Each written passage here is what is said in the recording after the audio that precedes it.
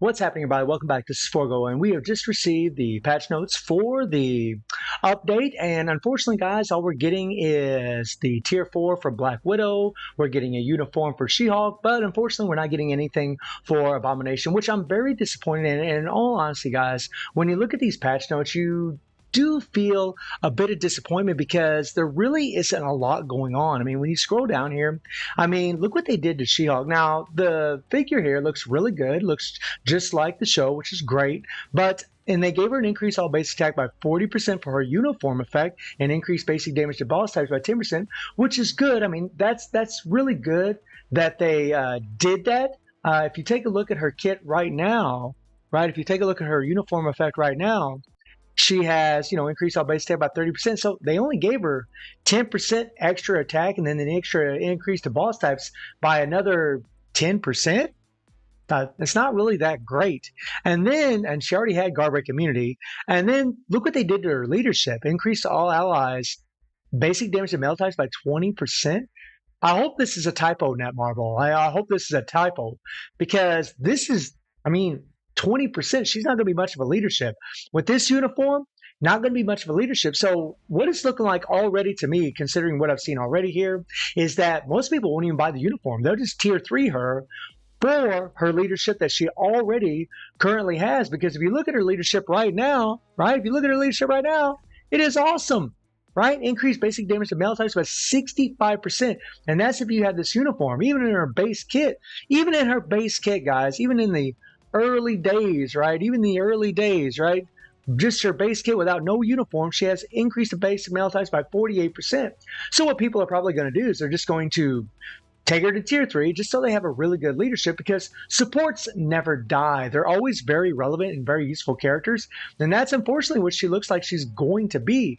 They did give her super armor. I mean, she already had that. Decreased base damage C, that's good. And, 1, 2, no big deal. The third skill, the 25% recovery heal is nice. That's really nice that they did that. It'll give her a little extra survivability. But I really wonder how powerful this character is going to be and how useful she's going to be. I mean, it really looks like she's just going to be a leadership, guys. And if she's just a leadership, there is no reason to buy this uniform because it doesn't even enhance her leadership ability, right? It does give her an increase all base attack by 50%. That is nice, right? And the immunity to all damage for 9 seconds is crazy. Like her survivability is going to be very good in this uniform. That means as long as there's no penetration being applied. I mean, that's insane. 9 seconds. This on, a 20-second cooldown, cut that in half, 10 seconds. I mean, she's going to pretty much have this up all the time. So she might play well. She might have good survivability. But I really do wonder how strong she's going to be, especially since I don't see any accumulation, right? That's kind of a bummer as well. And then you look at her fifth skill, increase all base attack by 45%. So she's got some good buffs here. I mean, you never know, guys. I mean, just because she doesn't have accumulation, maybe she will be strong, right? But changing that leadership, that does suck. So if she isn't like as strong as what she really needs to be to really shine as far as being a combat female, people probably will skip on the uniform. Now, if she's got some power, then it's going to be a different story.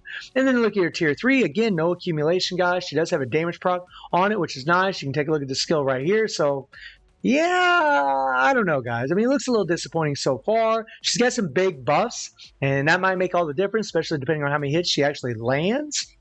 But we'll see. And then we get into Black Widow, who doesn't get anything at all except for a tier 4. And her tier 4 gives her an increased all attack by 45%. This doesn't really seem like a big tier 4 skill, all honesty, guys. Like, compared to other characters, it looks a little lackluster, but you see the evades 30 hits and increases damage dealt by 60%. Now, that's pretty nice. That's a big buff. Increases damage dealt to anyone for 60%. And the evade 30 hits really does make me wonder how she's going to be in PvP. Now, you might have to manually play her because you're going to have to build up that tier 4 in order to make her really shine in PvP. So that's kind of my worry about this, is that on autoplay, I wonder how good she's going to be because she's not going to get this until she does her tier 4. And whether the UI prioritizes the tier 4, that remains to be seen.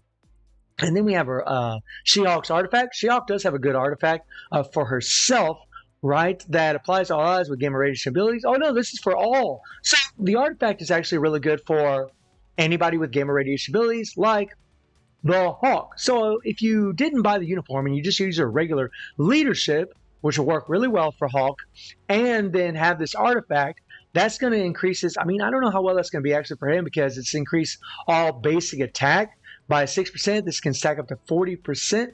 So how good will it be for him? I mean, I don't know. Maybe really good for her, probably. But you got to get the artifact, guys. And unless we can get the artifact right without spinning an arm and a leg for crystals, we'll see how good it's going to be. But it really does look a bit lackluster, guys. It really does. I mean, obviously we're going to be able to get speed books now against Dormammu, and yeah, I mean, I will say that Black Widow's tier 4 looks pretty crazy, and we know that when she's level 80, she's going to be a whole lot stronger, and this is a good uniform that she already has. So, I mean, we'll see, guys, we'll see. But She-Hulk, in my opinion, like, I mean, she's definitely going to be stronger than what she is, but changing her leadership really is. That's a crying shame. It's a crying shame that they did that. Maybe they did that because they felt she was going to be too strong with all these other buffs on her. So maybe she'll actually be a really good character to play. I mean, she looks like she's going to have some pretty insane survivability, guys. I mean, having a big 25% heal, having immunity up for 9 seconds out of 10 seconds on that fifth skill. I mean, that's pretty nice, right? And she's going to have a damage rock on her tier 3, but then again, she doesn't have any accumulation. So we'll see how good these characters are going to be. I'm just a little disappointed that we didn't get anything for Abomination. That's a real bummer because he is in the show. Netmarble knew he was in the show. He's been in all the trailers before the She-Hulk show even showed up. So that is very, very disappointing. So guys, let me know what you think about the update. And I do stream on Twitch at 9 p.m. GD plus 7 time. The link is in the description below. And I hope you enjoyed the video. Thank you for watching. Y'all take care and have a good one. See you, everybody.